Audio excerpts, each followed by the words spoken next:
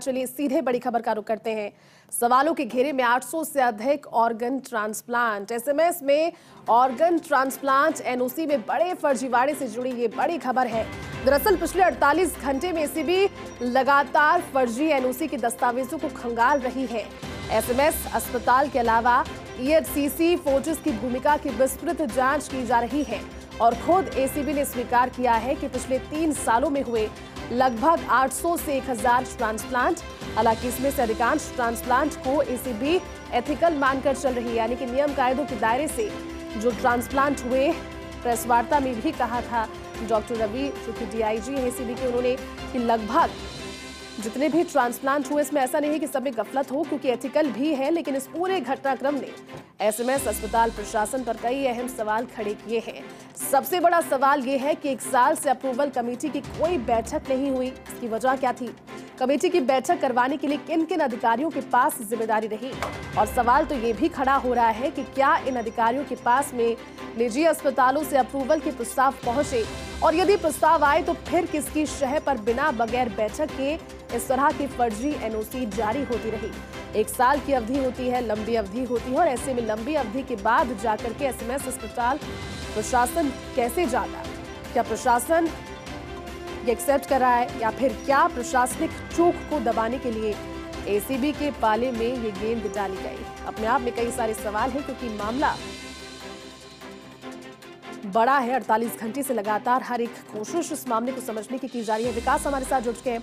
विकास, 48 घंटे बीत चुके हैं। 48 घंटे में कई ऐसी बातें सामने आई, और प्रेस वार्ताओं के अंदर भी जब प्रेस वार्ताएं की गई इस मामले को लेकर, तो वो कह रहे हैं कि अभी भूमिका को खंगाला जा रहा है। लेकिन सवाल सबसे बड़ी ये कि जब 1 साल के भीतर ऐसी एनओसीज जारी की जा रही थी, उसको लेकर के बैठक की जानी चाहिए, वो क्यों नहीं? और क्या सवाल जहन में आते हैं इस मामले को लेकर? विकास,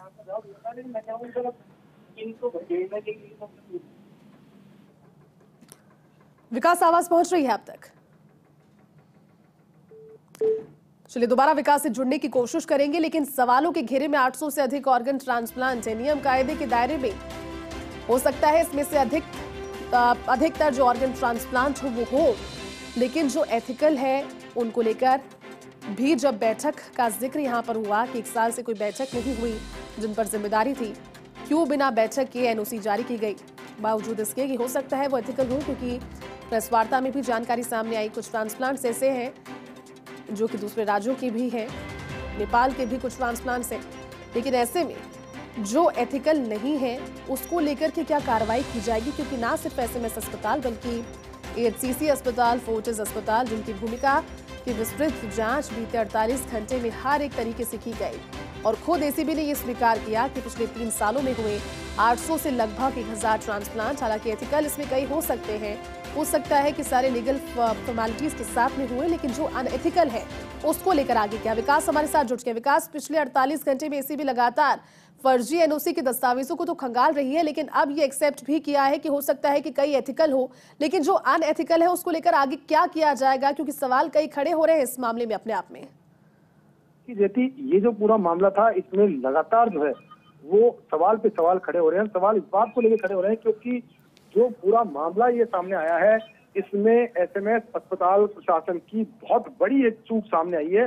और सबसे बड़ी चूक ये सामने आई है कि 1 साल से एथिकल कमेटी की कोई बैठक नहीं हो रही थी, और उसके बावजूद लगातार एनओसी अस्पताल प्रशासन की तरफ जारी होती रही, और ये एनओसी भी फर्जी तरीके से एनओसी जारी होती रही। तो सबसे बड़ा सवाल ये है कि आखिर क्योंकि एसीबी ने आज अपनी जो प्रेस कॉन्फ्रेंस है उसमें माना है कि पिछले 3 से 3.5 साल में राजस्थान के अंदर 800 से 1000 ऑर्गन ट्रांसप्लांट हुए हैं, जबकि जो ऑर्गन ट्रांसप्लांट होते हैं उसमें से अधिकांश अस्पताल ऐसे हैं जिनको इसके लिए एसएमएस अस्पताल की अप्रूवल की जरूरत होती है। लेकिन बात करें एसएमएस अस्पताल की, तो पिछले 1 सालों के अंदर एक भी अप्रूवल एसएमएस अस्पताल ने जारी नहीं की है। यानी कि 1 साल के अंदर अस्पताल ने कोई एनओसी जारी नहीं की, लेकिन उसके बावजूद निजी अस्पतालों के अंदर लगातार ट्रांसप्लांट होते रहे। यानी कि ये एक बड़ा सवाल है कि आखिर कमेटी की बैठकें क्यों नहीं हुई, अगर कमेटी की बैठक नहीं हुई तो उसके लिए कौन जिम्मेदार था, किस अधिकारी के पास ये जिम्मेदारी थी कि समय पर कमेटी की बैठकें होती रहे और उसके अंदर से एनओसी जारी होती रहे। सबसे बड़ी बात यह कि इस पूरे मामले में जिन जिन अधिकारियों के पास जिम्मेदारी थी उनका सबका कहना यह है कि हमने ये प्रपोजल भेजा था कि कमेटी की बैठक हो, लेकिन उसके बावजूद अगर कमेटी की बैठक नहीं होती है, लेकिन दूसरी तरफ अस्पतालों को एनओसी जारी होती रहेगी, तो ये बड़ा एक कह सकते हैं कि आपस में गठजोड़ का खेल नजर आ रहा है। और इसी वजह से ये पूरा जो घटनाक्रम है ये सवालों के घेरे में आ गया है।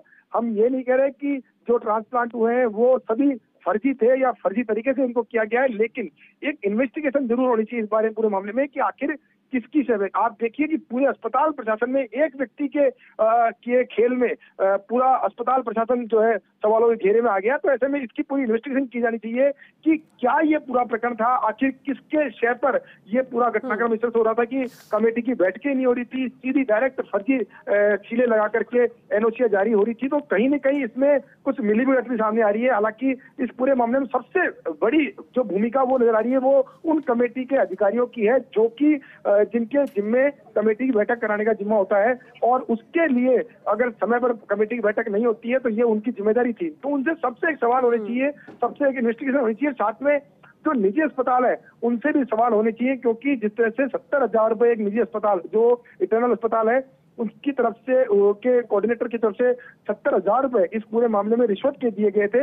उसने एक बड़ा सवाल खड़ा कर दिया कि ऐसे निजी अस्पताल की ऐसी कौन सी कह सकते हैं मजबूरी थी जिसकी वजह से एसएमएस अस्पताल के सहायक प्रशासनिक अधिकारी को 70,000 रुपए की रिश्वत देनी पड़ी। ये बहुत बड़ी बात है कि 70,000 रुपए कोई रिश्वत के दे रहा है तो इसका बहुत बड़ा फायदा अस्पताल को हो रहा होगा या फिर उसको खुद को ये फायदा हो रहा होगा जिसके चलते 70,000 रुपए दिए गए। तो ये जो पूरा घटनाक्रम है, देखिए जैसे ये कोई छोटा मामला नहीं है। इस पूरे मामले में अगर गहराई से पड़ताल होती है तो कई खुलासे होंगे। निश्चित तौर पर जो खुलासे होंगे वो सभी को चौंकाने वाले होंगे। अब देखना यही होगा कि ये जो जांच है ये कितनी पारदर्शी तरीके से हो पाती है और इसके रिजल्ट भले चाहे वो किसी इंस्टीट्यूशन की छवि खराब करने वाली हो, लेकिन एक नजीर बननी चाहिए कि किस तरह का अपराध किया गया है तो इन अपराधियों को बख्शा नहीं जाए, और अगर बख्शा जाता है तो ये अपराधी किसी न किसी तरह से दूसरे रास्ते से और दूसरा ऐसा ही कृत्य करेंगे और इंस्टीट्यूशन की फिर से बदनामी होगी। तो मेरा मानना है कि इसके इन्वेस्टिगेशन जो है हर पक्ष को ध्यान में रखते इसका इन्वेस्टिगेशन किया जाना चाहिए, और जो भी सामने आए उस सारी बात को सबके सामने पारदर्शिता से रखना चाहिए, ताकि जो चीजें, क्योंकि एसएमएस अस्पताल प्रदेश का सबसे बड़ा अस्पताल है, एक प्रतिष्ठित अस्पताल है, और इस पर न सिर्फ राजस्थान बल्कि आसपास के पड़ोसी राज्यों के मरीजों की उम्मीद टिकी पड़ी है। तो इस अस्पताल की जो इमेज है उसको दोबारा से पुनर्स्थापित करने के लिए जरूरी होगा कि इसमें इन्वेस्टिगेशन पूरी प्रॉपर हो और जो भी लोग इसमें जिम्मेदार रहे उनके खिलाफ सख्त से सख्त कार्रवाई की जाए, ताकि आगे भविष्य में इस तरह के मामला नहीं हो और कुछ चंद रुपयों खातिर अस्पताल की बदनामी और कह सकते हैं पूरे सिस्टम की बदनामी से बचा जा सके। जी बिल्कुल विकास, आप ठीक कह रहे हैं, क्योंकि एक मामले के पीछे कई संशयात्मक सवाल हैं। उम्मीद करते हैं कि ट्रांसपेरेंसी इस मामले में बढ़ती जाएगी और जो खुलासे होने हैं वो जल्द होंगे। शुक्रिया विकास बातचीत के लिए।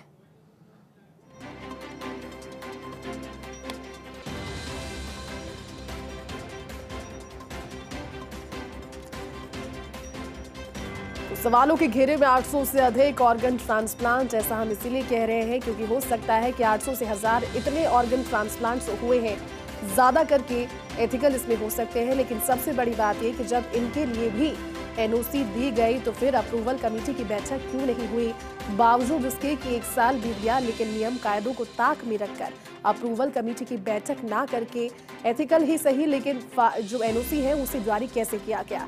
और इससे अलग जब अनएथिकल डॉक्यूमेंट्स को, जब दस्तावेजों को खंगाल रही है टीम और जब परत दर परत खुलेगी उसमें कुछ ऐसे डॉक्यूमेंट्स, कुछ ऐसी एनओसीज भी सामने आएगी जो कि एथिकल नहीं है, जो कि नियम कायदों और नॉर्म्स के हिसाब से नहीं है, उसको लेकर तो सवाल खड़े होना लाजमी ही है। लेकिन सबसे बड़ी बात यह कि 1 साल तक बैठक ना होना अप्रूवल कमेटी की, अधिकारियों के पास में निजी अस्पतालों से अप्रूवल के प्रस्ताव जब पहुंचे और फिर यदि प्रस्ताव आए तो किसकी शह पर बगैर बैठक फर्जी एनओसी जारी होती रही। 1 साल की अवधि लंबी अवधि होती है, इसे मानवीय भूल या फिर चूक भी नहीं कहा जा सकता। लेकिन क्या प्रशासनिक चूक को दबाने के लिए एसीबी के पाले में गेंद डाली गई? कई सारे सवाल हैं, सवालों के जवाब आना भी बाकी है।